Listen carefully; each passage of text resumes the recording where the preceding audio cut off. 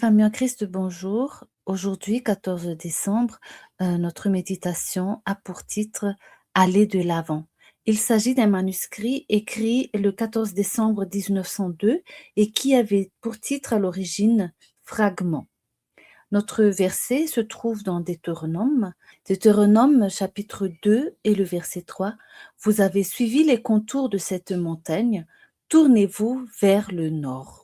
Pris entre la mer Rouge devant lui et l'armée de Pharaon derrière lui, Israël reçut de Dieu ce message: Avance.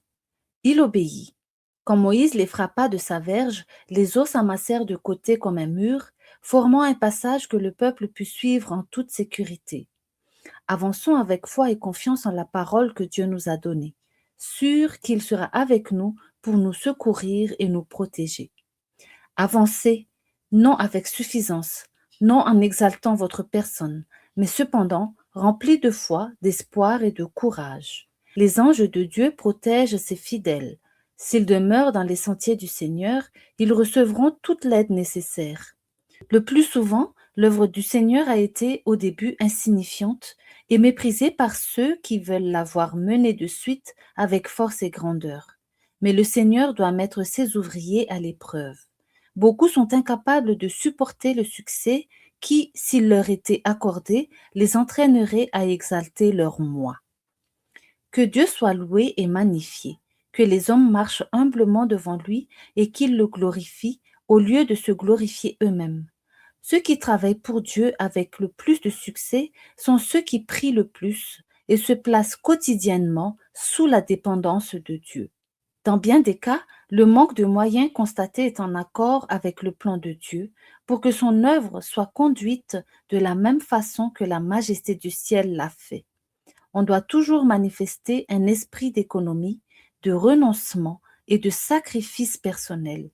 Jusqu'à la fin, l'Église devra faire face à des difficultés pour que l'œuvre de Dieu reste pure et sans tache, pour qu'elle ne soit pas souillée par la fraude ou l'intrigue. Dieu purifiera chacune de ces institutions en chassant les acheteurs et les vendeurs. Croyez en Dieu et suivez ses conseils. Il sera peut-être permis que vous rencontriez des difficultés.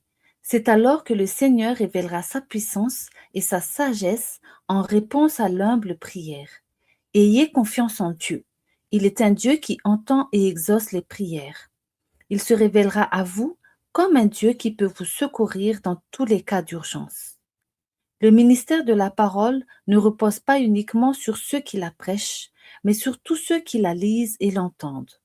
Le cœur des enfants de Dieu devrait être débordant de l'amour du Christ, au point que leurs louanges et leurs expressions de reconnaissance réchauffent d'autres cœurs dans le besoin.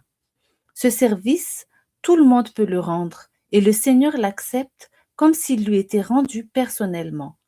Il lui donne de l'efficacité en accordant à l'ouvrier zélé la grâce qui réconcilie l'homme avec Dieu.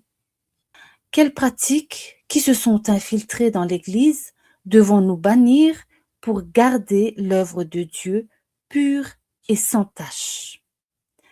Chers amis et familles en Christ, à bientôt pour de nouvelles méditations.